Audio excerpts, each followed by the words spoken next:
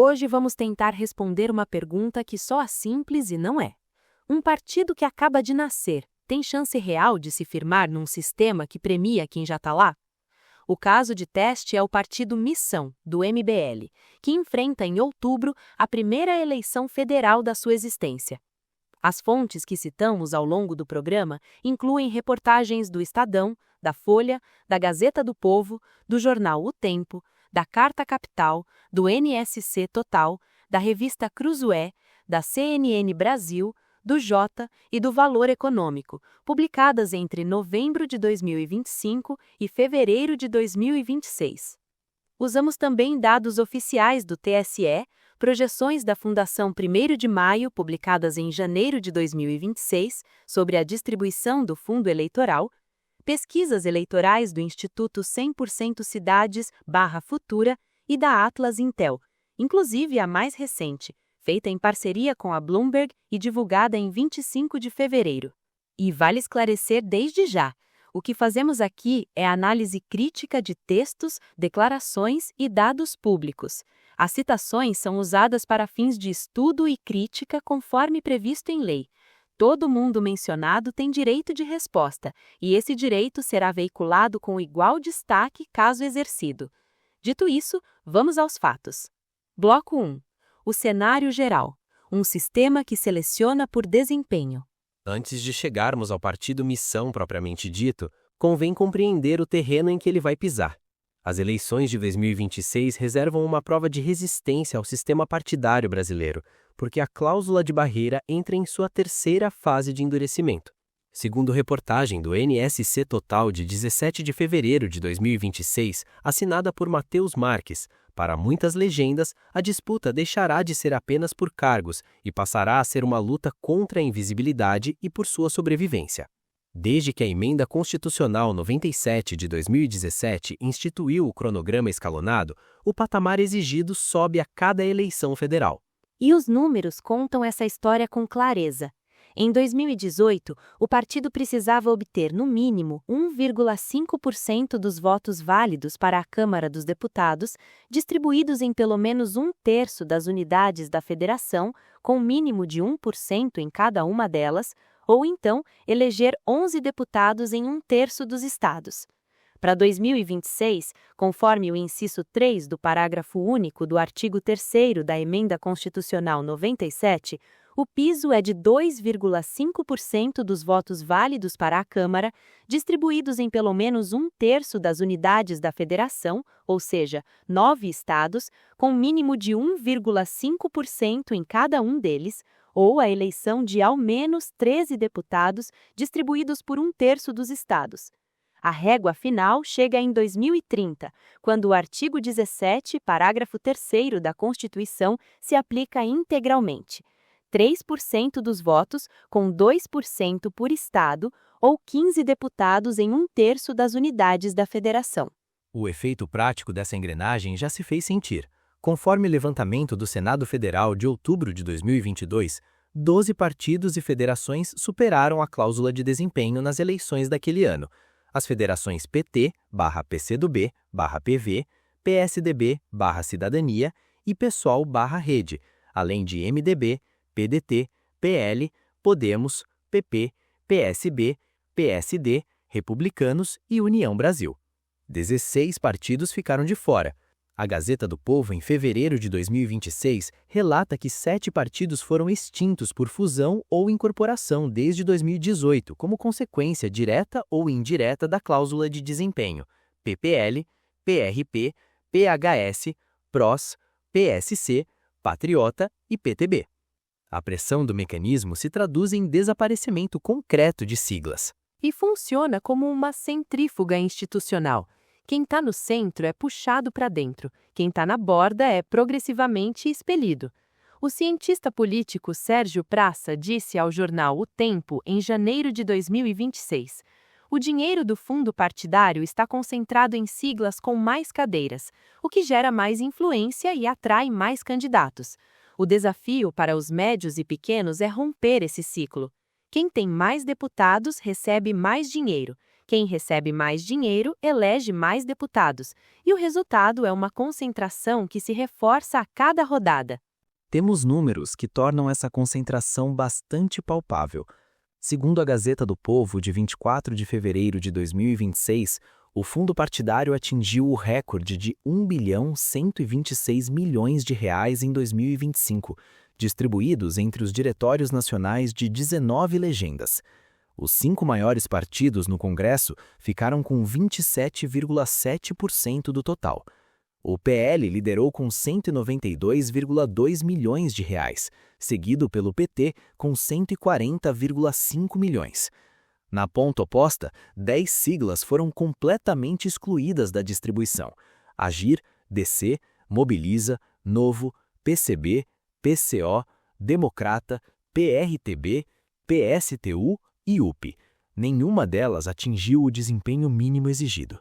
Professor, e quando a gente olha para o fundo eleitoral, o fosso adquire outra magnitude.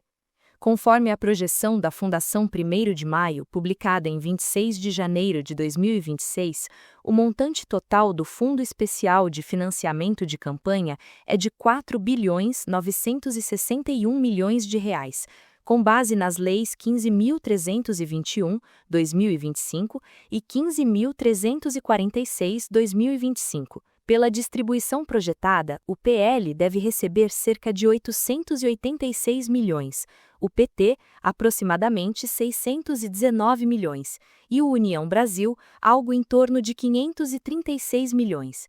Partidos sem bancada, como omissão, recebem apenas a cota mínima de 2% do total, dividida igualmente entre as 30 legendas registradas no TSE, o que resulta em cerca de 3,3 milhões de reais cada. 3 milhões e 300 mil contra quase 900 milhões, uma proporção de cerca de 268 vezes. Para colocar em perspectiva, é como se um candidato chegasse a uma maratona de limusine com equipe de apoio completa e o outro de chinelo com um mapa desenhado no guardanapo do almoço. Os dois estão correndo os mesmos 42 quilômetros, mas as condições de partida pertencem a universos diferentes. O abismo, porém, vai além do financeiro. Conforme o artigo 16D da Lei 9.504 de 97, a distribuição do fundo eleitoral obedece a 4 critérios: 2% divididos igualmente entre todos os partidos registrados, 35% proporcionais aos votos obtidos na última eleição para a Câmara, 48% proporcionais ao número de deputados federais e 15% proporcionais à bancada no Senado. Sem bancada, o partido acessa apenas a primeira fatia. Os outros 98% do bolo ficam fora do alcance. Bloco 2. Quem está na zona de risco? O mapa da vulnerabilidade. Antes de focarmos no missão, vale entender que a cláusula ameaça legendas com décadas de história. Segundo reportagem do jornal O Tempo, de 24 de janeiro de 2026, pelo menos 9 partidos enfrentariam dificuldade caso os critérios de 2026 tivessem sido aplicados aos resultados de 2022. O grau de risco, contudo, varia consideravelmente de uma legenda para outra. A Gazeta do Povo, em reportagem de 22 de fevereiro de 2026, detalhou cada situação. O PDT, por exemplo, elegeu 17 deputados em 2022 e atingiu o critério dos votos. O deputado Mário Heringer, presidente do PDT em Minas Gerais, disse ao jornal O Tempo que a legenda vem vencendo as barreiras desde 2006, embora admita que o desafio continua presente. O Podemos, que incorporou o PSC durante a legislatura, conta atualmente com 16 deputados federais, conforme o portal da Câmara dos Deputados. A legenda precisa garantir a reeleição de parcela expressiva da bancada para alcançar os 13 exigidos a partir de 2026. O PSDB ilustra talvez o caso mais emblemático de declínio entre todas essas legendas. O partido que disputou a hegemonia política com o PT entre os anos 90 e 2014, que elegeu 2 presidentes da República, opera hoje com uma bancada modesta na Câmara e 3 senadores, conforme a Gazeta do Povo de fevereiro de 2026. A federação com o Cidadania está se encerrando. A tentativa de fusão com o Podemos fracassou e Aécio Neves, presidente nacional da legenda, disse ao Tempo que a cláusula não preocupa, porque o partido conta com lideranças em vários estados. Convém registrar, contudo, que o PSDB perdeu recentemente 6 deputados estaduais em São Paulo para o PSD de Gilberto Kassab, conforme a Gazeta do Povo e a CNN Brasil, de fevereiro. Um sinal de desidratação que pode comprometer sua capilaridade eleitoral justamente no estado onde o partido nasceu. É um daqueles casos em que a declaração de tranquilidade do dirigente e a movimentação concreta das bases apontam em direções diferentes. Quando 6 deputados estaduais saem de uma vez, é difícil manter o argumento de que a casa está em ordem. Na esquerda, a estratégia de federações oferece proteção a partidos menores. O PCdoB e o PV integram a Federação Brasil da Esperança com o PT, que somou cerca de 80 deputados em 2022, conforme a BBC e outras fontes jornalísticas. O PSOL está federado à Rede e juntos elegeram 14 deputados em 2022. O SSD e o PRD formaram a Federação Renovação Solidária, aprovada pelo TSE em 4 de dezembro de 2025, mas mesmo somados, chegam a apenas 10 deputados na legislatura atual, abaixo dos 13 necessários. O Novo, que elegeu apenas 3 deputados em 2022 e ampliou a bancada para 5 por meio de migrações durante a legislatura, precisaria mais do que triplicar o número de eleitos. Seu presidente, Eduardo Ribeiro, disse à Gazeta do Povo em fevereiro de 2026 que estima eleger cerca de 25 deputados e 4 senadores. É uma estimativa do próprio dirigente, e a distância entre 5 deputados atuais e 25 projetados é considerável. Projetar quintuplicar a bancada a partir de uma base de 5 deputados tem algo de aspiracional. Não é impossível. O PSL saiu de uma bancada irrelevante para 52 deputados em 2018, mas exige uma combinação de fatores que raramente se alinha, e que, no caso do PSL, envolveu um candidato a presidente com capilaridade extraordinária puxando a legenda. Um aspecto sobre as federações merece atenção à parte. Conforme a Lei 14.208 de 2021 e o jornal O Tempo de maio de 2025, a federação exige atuação conjunta em todo o território nacional, programa e estatuto comuns e permanência mínima de 4 anos. O consultor político Celso Lamonnier, citado pelo O Tempo em janeiro de 2026, advertiu: se for feita só para ultrapassar a cláusula, pode gerar conflitos depois. Quando há algum grau de afinidade programática e coordenação, a federação pode ser decisiva. As federações também servem de estratégia aos grandes. A CNN Brasil reportou em janeiro de 2026 que PP e União Brasil protocolaram pedido de federação no TSE em dezembro de 2025, o que, segundo projeção da Fundação 1º de Maio, resultaria na maior fatia do fundo eleitoral, R$ 953 milhões, superando o PL. E aí chega o ponto relevante para nossa análise central. O Partido Missão rejeitou aderir a federações. Segundo a Gazeta do Povo de janeiro de 2026, essa é uma posição explícita da direção do partido. Na prática, significa que o Missão enfrenta a cláusula inteiramente com recursos próprios e votos próprios, sem a rede de proteção que federações oferecem a legendas menores. É uma aposta na autonomia, cujo custo se mede em votos. E é justo reconhecer que essa opção carrega tanto risco quanto coerência com o discurso de independência que o MBL sempre cultivou. Bloco 3. O Partido Missão. Origem, números e realidade. O Partido Missão obteve registro no Tribunal Superior Eleitoral em 4 de novembro de 2025, por unanimidade, tornando-se a 30ª legenda apta a disputar eleições no Brasil. A informação consta do próprio TSE e foi reportada pelo Valor Econômico, pela CNN Brasil, pela Agência Brasil e pelo Conjur na mesma data. O relator foi o ministro André Mendonça.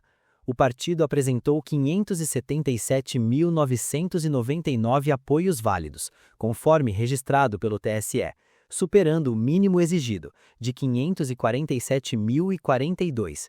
A coleta de assinaturas iniciou em novembro de 2023 e o mínimo foi atingido em junho de 2025, conforme cronologia apurada pela Gazeta do Povo em janeiro de 2026.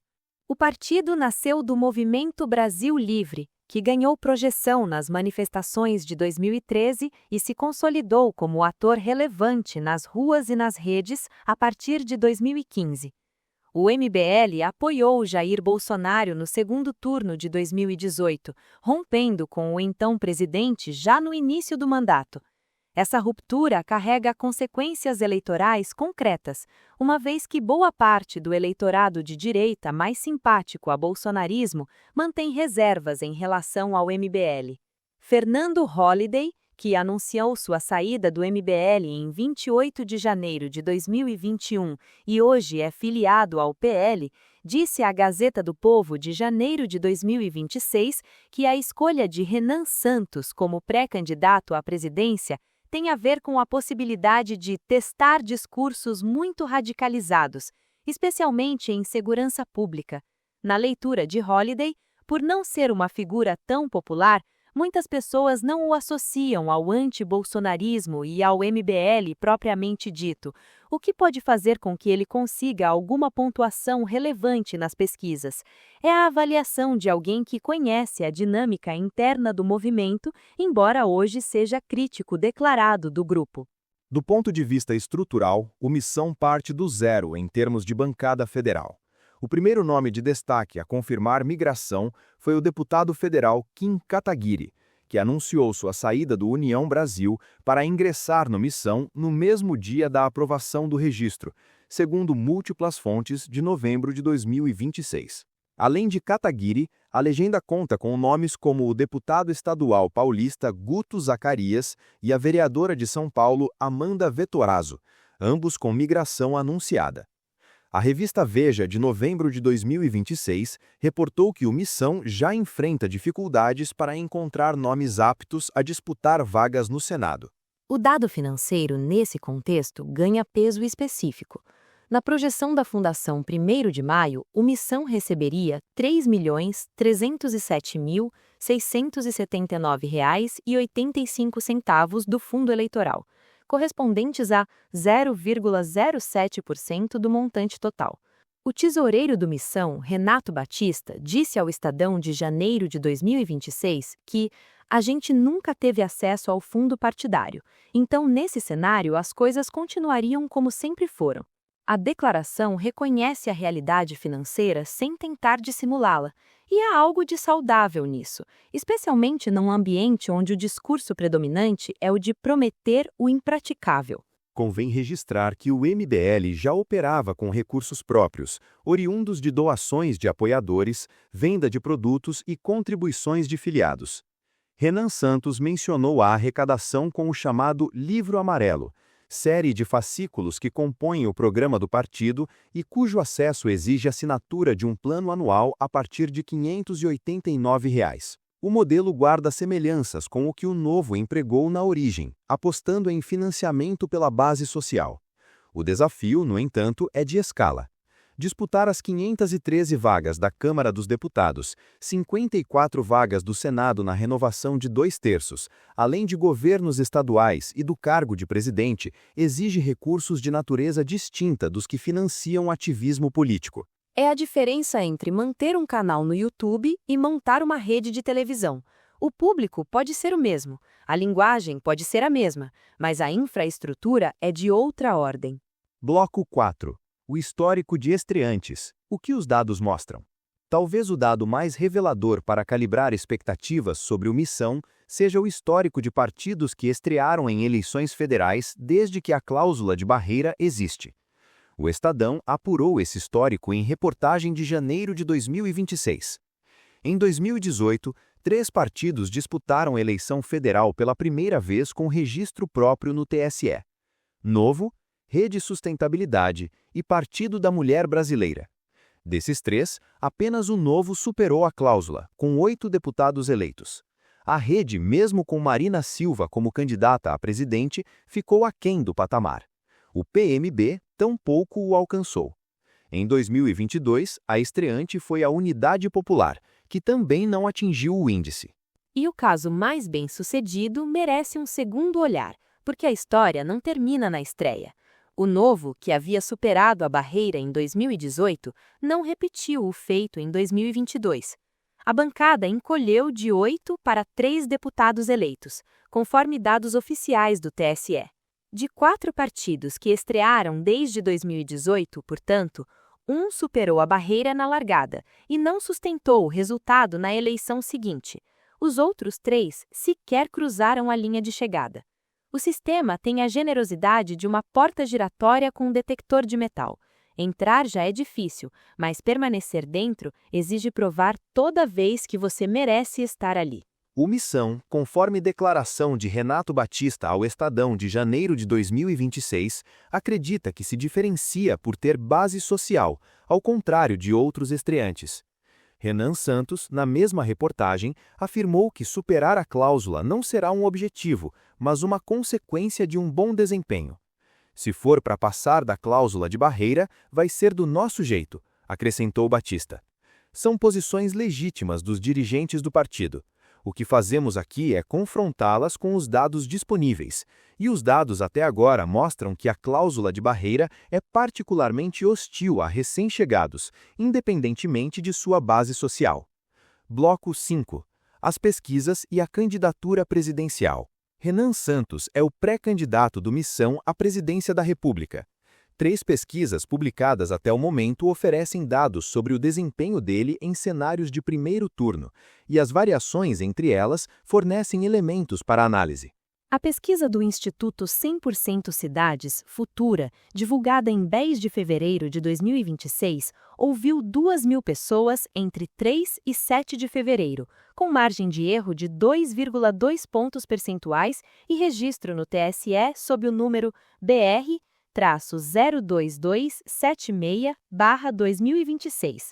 Na pesquisa espontânea, quando nenhum nome é apresentado ao eleitor, Santos obteve 0,3% das menções. Lula apareceu com 29,4%, Flávio Bolsonaro com 19,7%, Ratinho Júnior com 0,8% e nos cenários estimulados, Santos oscilou conforme a composição da disputa.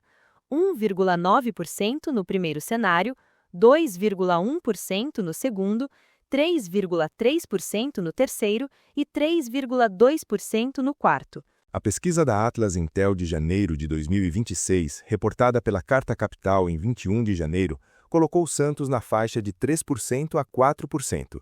O levantamento mais recente, da Atlas Intel em parceria com a Bloomberg, divulgado em 25 de fevereiro de 2026, ouviu 4.986 pessoas entre os dias 19 e 24 de fevereiro, com margem de erro de 1 ponto percentual e registro no TSE sobre o número BR-0760/2026. Nesse levantamento, Santos aparece com percentuais entre 2,5% e 3,7%, dependendo do cenário. No cenário que inclui Caiado e Zema, Santos obteve 2,9%. No cenário sem Lula, com Haddad encabeçando a chapa petista, chegou a 3,5%. As 3 pesquisas convergem ao situar Santos, por enquanto, na faixa de 1 a 4% das intenções de voto para presidente, numa disputa dominada pela polarização entre Lula e Flávio Bolsonaro. Na pesquisa Atlas Intel/Bloomberg de fevereiro, Lula aparece com 45% no cenário principal, seguido por Flávio Bolsonaro com 37,9%. Nas simulações de segundo turno, Flávio e Lula empatam tecnicamente com 46,3% e 46,2%, respectivamente. O grosso do eleitorado gravita em torno desses 2 nomes, o que comprime severamente o espaço de candidaturas alternativas em ambos os campos. Uma compressão que afeta tanto o Missão quanto o Novo, o PSD ou qualquer outra força que tente operar fora do duopólio. Sobre rejeição, os dados divergem de maneira significativa entre os institutos, e precisamos registrar isso com transparência. Na pesquisa 100% Cidades Futura de fevereiro, a rejeição de Santos foi de 13,7%. Na Atlas Intel/Bloomberg de fevereiro, 43,9%. A diferença é grande e não se explica apenas pela margem de erro. Fatores metodológicos influenciam. A Atlas Intel trabalha com recrutamento digital de quase 5.000 entrevistados e margem de erro de 1 ponto, enquanto 100% Cidades Futura ouviu 2.000 pessoas com margem de 2,2 pontos. A forma como a pergunta é feita, o perfil amostral e o momento da coleta podem gerar discrepâncias dessa magnitude. Apresentamos ambos os resultados para que o ouvinte disponha do quadro completo e possa avaliar com suas próprias lentes. Uma observação adicional sobre a pesquisa Atlas Intel/Bloomberg merece menção. A rejeição de Santos em 43,9% ficou próxima de nomes com muito mais visibilidade pública. Flávio Bolsonaro teve 46,4%, Jair Bolsonaro 44,2%, Nicolas Ferreira 42,2% e o próprio Lula liderou com 48,2%. Esse dado pode indicar que a rejeição se distribui em grande medida por linhas ideológicas. O eleitor que rejeita Santos possivelmente o rejeita por associá-lo a um campo político, mais do que por conhecê-lo pessoalmente. A pesquisa Atlas Intel de janeiro, reportada pela Carta Capital, apontava a rejeição ainda maior, de 46,5%, o que sugere, se comparados os dois levantamentos do mesmo instituto, uma oscilação possível ou uma leve tendência de queda dentro da margem de erro. Yuri Sanches, chefe de risco político da Atlas Intel, avaliou em janeiro de 2026 que a estratégia adotada pelo líder do MBL até gera engajamento, mas cobra um preço alto, converte visibilidade em rejeição e impõe um teto baixo demais para ambições presidenciais. Essa é a leitura dele, registrada pela Carta Capital. Bloco 6. A lógica da candidatura presidencial e a cláusula de barreira. Surge naturalmente uma pergunta. Por que um partido com 3,3 milhões de reais de fundo eleitoral e nenhum deputado federal eleito na legislatura vigente lança candidato à presidência? Porque a candidatura a presidente, no sistema proporcional brasileiro, cumpre uma função que vai além da disputa pelo Planalto. O eleitor que se identifica com o candidato a presidente tende a votar nos candidatos do mesmo partido para a Câmara. É a lógica da locomotiva. O nome no topo da chapa puxa votos para os vagões. Renan Santos reconheceu essa dinâmica quando afirmou que o objetivo é ampliar bancada federal. Vários partidos adotam a mesma estratégia há décadas. O PT fez isso nos anos 90, o PSOL fez, até o Novo fez com João Amoedo em 2018. Há coerência nessa articulação, especialmente para legendas sem tempo de televisão garantido. O candidato presidencial, nesse cenário, funciona como substituto funcional do horário eleitoral. Ele dá visibilidade ao partido sem precisar dos minutos que o sistema não lhe concede. A segunda hipótese, que coexiste com a primeira sem excluí-la, é que a candidatura serve para manter a relevância do MBL no debate nacional. Ambas as camadas operam provavelmente em conjunto, e distingui-las com precisão exigiria um acesso à estratégia interna, que declarações públicas não oferecem por completo. Luan Sanches, analista político e diretor de operações do Ranking dos Políticos, disse à Gazeta do Povo de janeiro de 2026 que São Paulo é fundamental para a missão, porque é o berço deles e não tenho dúvidas que vão fazer cadeiras na Câmara dos Deputados por lá, possivelmente mais de 2. A grande questão será conseguir compor nomes em outros estados. A avaliação aponta que o desafio do Missão reside menos em São Paulo do que na necessidade de capilaridade nacional. E a capilaridade é condição que a cláusula transforma em requisito incontornável. Tanto o critério de votos quanto o de deputados exigem distribuição em pelo menos 9 estados.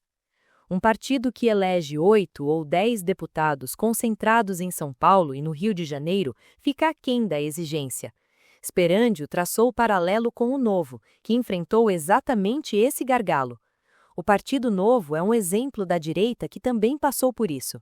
Mesmo tendo alguns nomes que foram campeões de votos, não conseguiram montar nominatas competitivas em diferentes estados. O que funciona como modelo de sucesso na capital paulista pode não se traduzir em capilaridade nacional, e a cláusula foi desenhada precisamente para exigir essa tradução. Celso Lamonier fez a O Tempo de janeiro de 2026 uma observação complementar. Não basta eleger bons nomes isolados, é preciso combinar 3 coisas: foco em estados onde o partido já tem base real, escolha criteriosa de candidaturas com potencial competitivo e coordenação nacional da campanha para evitar dispersão excessiva de votos. Bloco 7. O dilema da direita fragmentada. Professor, antes de continuarmos, tem um dado da pesquisa 100% Cidades Futura que vale trazer para o ouvinte. Nos cenários de segundo turno simulados pelo Instituto, Flávio Bolsonaro vence com folga todos os demais candidatos de direita. 44% contra 29,2% de Ratinho Júnior.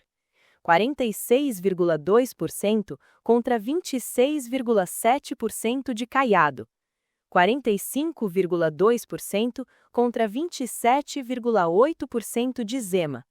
O bolsonarismo detém de longe a maior fatia do eleitorado direitista. E a pesquisa Atlas Intel Bloomberg de fevereiro confirma o quadro. Num segundo turno entre Flávio e Lula, os dois empatam tecnicamente com 46,3% e 46,2%. O campo da direita tem um centro gravitacional claramente definido, e o Missão opera na periferia dele. Sperandi usou uma analogia de mercado para descrever o cenário. Você tem o eleitorado de direita no espectro político onde o bolsonarismo tem um market share muito grande. O Missão tende a buscar aumentar gradualmente o market share deles dentro da direita, aproveitando flancos no bolsonarismo e se mostrando a esses eleitores como uma novidade. A aposta principal, segundo ele, recai sobre a pauta de segurança pública, com inspiração declarada no modelo de Nayib Bukele em El Salvador. É como tentar abrir uma loja de bairro ao lado de um shopping center. O produto pode ser diferente, mas o tráfego de clientes obedece a outra lógica. O Missão, contudo, compete em mais de uma frente. Disputa espaço com o Novo, cujo presidente projeta 25 deputados e cujo ex-governador Romeu Zema alcançou presença expressiva na pesquisa Atlas Intel Bloomberg de fevereiro, 8,5% num cenário sem Flávio e entre 3,9% e 5,7% nos cenários com Flávio. Disputa também com o Podemos, que tem representação consolidada em estados como Paraná e Mato Grosso do Sul. A direita, que se posiciona fora do bolsonarismo, é território concorrido, e a fatia disponível para novos entrantes é proporcionalmente estreita. Amanda Vettorazzo, coordenadora nacional do MBL, disse à Gazeta do Povo de janeiro de 2026 que as pautas vão além do combate ao bolsonarismo e ao petismo, alcançando as práticas que o Brasil sempre desenvolveu. Temos propostas claras como o enfrentamento do crime organizado como uma guerra, a industrialização do Nordeste e a desfavelização do país. Fernando Holliday, por outro lado, apontou o que considera uma mudança de rumo. As pautas ideológicas do projeto inicial do partido são muito diferentes do que apresentam agora. Na época, se falava de uma visão essencialmente liberal, tanto na economia quanto em costumes, com maior abertura em relação ao aborto e às drogas. Agora passaram a defender uma intervenção maior do Estado na economia e adotaram o discurso da guerra às drogas. As duas leituras coexistem e servem ao ouvinte como elementos para formar juízo próprio sobre a trajetória programática do movimento. Bloco 8. O que seria necessário? Cenários numéricos. Vamos traduzir a cláusula de barreira em cenários concretos para omissão. Para atingir o critério de 13 deputados em 9 estados, o partido precisaria eleger representantes em pelo menos 9 das 27 unidades federativas. Concentrar 8 ou 10 deputados em São Paulo e 2 no Rio de Janeiro ficaria aquém da exigência, porque a distribuição geográfica é parte constitutiva do critério. A legenda teria de alcançar estados como Minas Gerais, Paraná, Rio Grande do Sul, Bahia, Pernambuco, Goiás e outros, onde o MBL tem presença variável e, em diversos casos, incipiente. O critério alternativo dos 2,5% dos votos válidos para a Câmara, com mínimo de 1,5% em cada um de pelo menos 9 estados, demandaria algo entre 2,5 milhões e 3 milhões de votos no total, dependendo da abstenção e dos votos nulos. Para referência, o Novo obteve cerca de 1,24% dos votos válidos para a Câmara em 2022, com desempenho fortemente concentrado no Sudeste. Atingir 2,5% significaria mais que dobrar o que o Novo conseguiu, com a exigência adicional de pulverizar esses votos por pelo menos 9 estados. Renan Santos, em declarações reportadas, projetou eleger de 10 a 20 deputados federais. A faixa é ampla. 10 deputados, embora expressivos para uma legenda estreante, ficariam abaixo dos 13 necessários. 20 representariam um feito sem precedente para qualquer partido em sua primeira eleição federal. O Novo, que detém o melhor resultado entre estreantes desde que a cláusula existe, elegeu 8 em 2018. A honestidade intelectual obriga a reconhecer que projeções feitas a 8 meses de uma eleição carregam incerteza substancial. O cenário pode mudar conforme alianças se formem, candidaturas ganhem ou percam tração e acontecimentos imprevisíveis alterem o humor do eleitorado. O que os dados disponíveis indicam é que o desafio é expressivo. O histórico de estreantes, o volume de recursos disponível e a dispersão do eleitorado de direita configuram obstáculos documentados. Dizer que o resultado é impossível seria arrogância preditiva.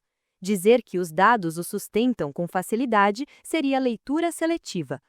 O quadro pede cautela nas duas direções.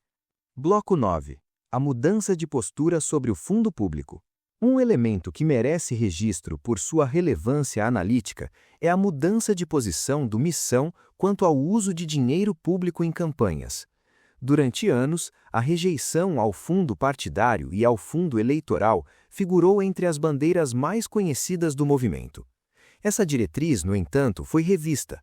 O Estadão de janeiro de 2026 reportou que a revisão aconteceu após as eleições de 2022, quando apenas 2 parlamentares ligados ao MBL se elegeram.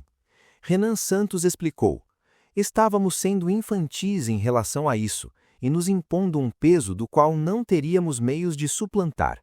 Percebemos que se a gente quisesse participar de eleições de escala, precisaríamos fazer uso das mesmas ferramentas dos nossos adversários." Renato Batista complementou: "Se você não utilizar esse recurso, ele será utilizado pelo seu inimigo. Não faz sentido a gente colocar as poucas armas que temos à disposição nas mãos dos nossos inimigos."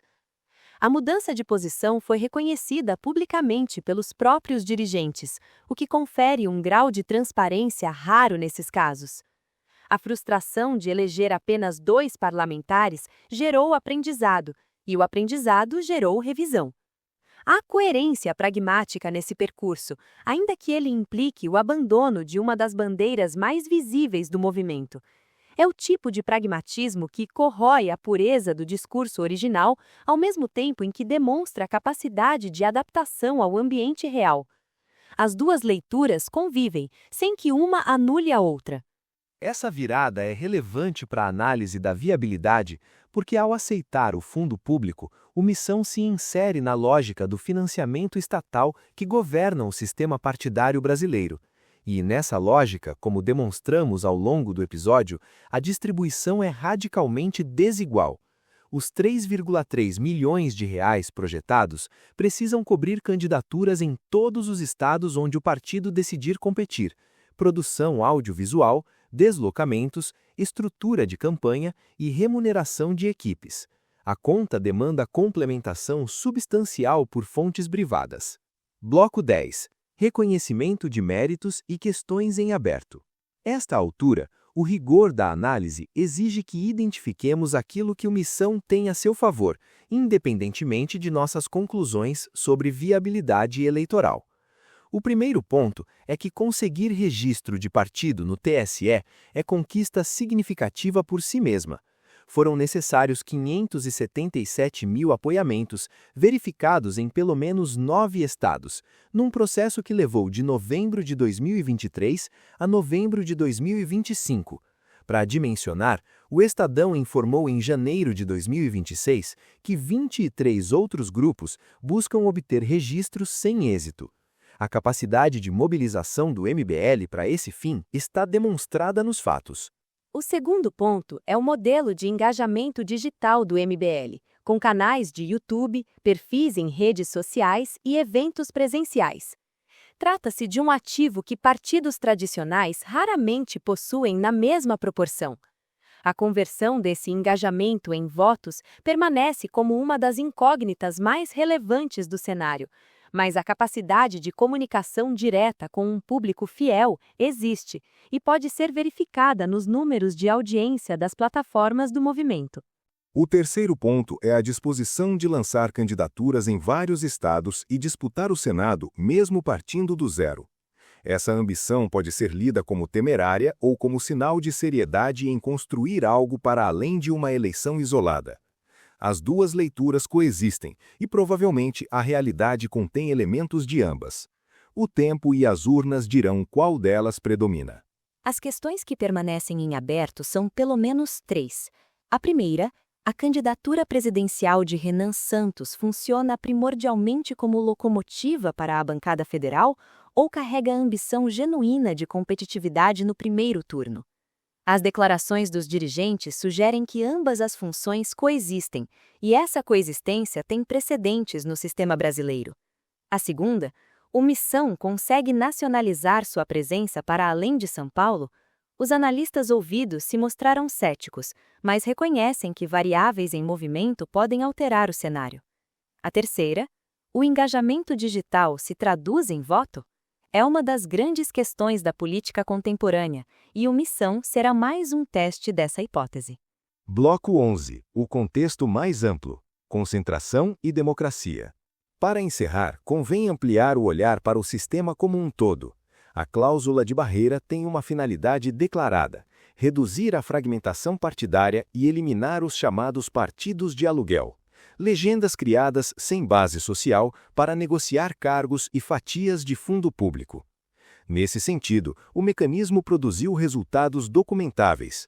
7 partidos foram extintos desde 2018, e o número de legendas com representação efetiva no Congresso tende a diminuir.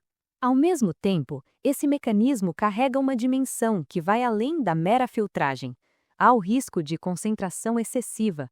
O advogado Ricardo Vita Porto, presidente da Comissão Eleitoral da OAB de São Paulo, disse ao Estadão de janeiro de 2026: partidos menores frequentemente representam grupos sociais específicos, movimentos emergentes ou perspectivas políticas alternativas. Uma concentração muito acentuada pode dificultar que essas vozes cheguem ao parlamento, e acrescentou: num sistema composto apenas por poucos partidos muito grandes, há o risco de que esses partidos percam a identidade, diluindo o caráter ideológico que se pretendia fortalecer. O advogado Alexandre Rolo, especialista em direito eleitoral, citado pela Gazeta do Povo de fevereiro de 2026, observou que o fundo atual não garante isonomia entre os partidos, porque quanto maior a representatividade na Câmara, maior o aporte de recursos, criando o que chamou de grande círculo de retroalimentação. A advogada Carla Rodrigues, especialista em direito eleitoral e partidário, citada pela mesma reportagem, trouxe uma perspectiva complementar. O desafio transcende manter as legendas vivas, alcançando torná-las mais relevantes e conscientes do papel que exercem na democracia. O comunicado é inadmissível e contém previsões irregulares, que, em tese, configuram crimes eleitorais. O Missão existe nessa fronteira entre pluralismo político e governabilidade. A cláusula de barreira cumpre a função de eliminar legendas sem lastro social, e a mesma engrenagem impõe condições que tornam extraordinariamente difícil a entrada de partidos novos que tenham identidade programática e base real. Essa tensão é estrutural, não será resolvida por uma eleição e seguirá moldando o cenário político nas próximas décadas. Para sintetizar, sem pretensão de encerrar o debate. O Partido Missão chega à sua primeira eleição federal com ativos reais, capacidade de mobilização demonstrada na coleta de mais de 577 mil apoiamentos validados, engajamento digital significativo e figuras com algum reconhecimento público, como Kim Kataguiri. Os obstáculos são igualmente concretos.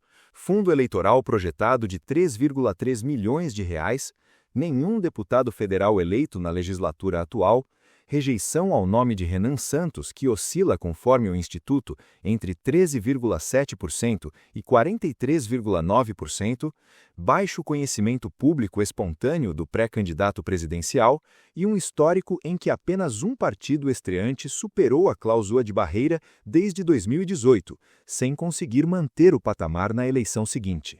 A candidatura de Renan Santos à presidência, conforme os dados das pesquisas 100% Cidades Futura, Atlas Intel de janeiro e Atlas Intel Bloomberg de fevereiro, situa-se na faixa de 1 a 4% das intenções de voto em cenários dominados pela polarização entre Lula e Flávio Bolsonaro.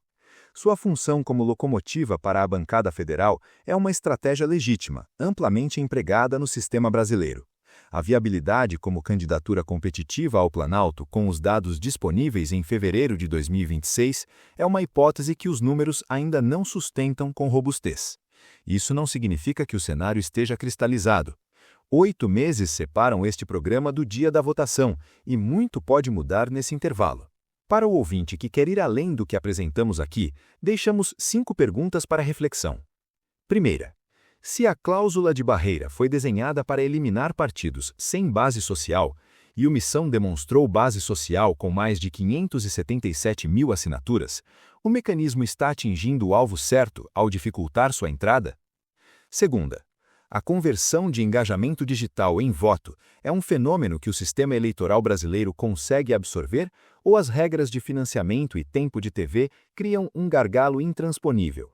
Terceira, como aplicar os mesmos critérios de análise que usamos aqui a qualquer outro partido, o Novo, o PSDB ou Podemos, para avaliar suas chances reais?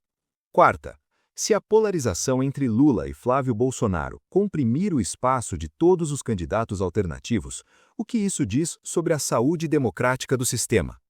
E quinta, a mais provocativa. É possível que a função mais relevante do Missão em 2026 não seja eleitoral, mas cultural, como teste de viabilidade para um modelo de partido-movimento no Brasil? Uma limitação deste episódio é temporal. Estamos distantes o suficiente de outubro para que alianças se formem, escândalos alterem o panorama, a economia se deteriore ou melhore e figuras hoje sem expressão ganhem tração. O que apresentamos é uma fotografia do momento, ancorada em fontes documentadas, com as ressalvas que a distância temporal exige. Este conteúdo constitui análise crítica de textos, declarações e condutas públicas, fundamentada em documentos e fontes citados. As citações são breves e transformadoras, usadas para fins de estudo, crítica e polêmica, conforme previsto em lei.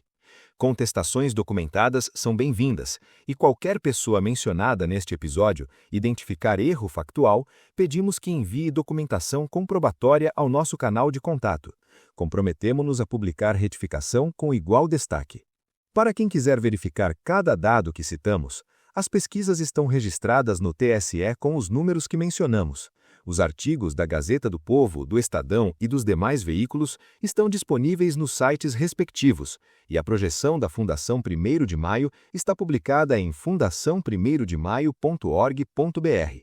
Conferir é mais do que um direito, é o que esperamos do ouvinte. Até o próximo episódio. Faremos sempre o nosso melhor para expor a verdade. Obrigado por nos ouvir. Até lá!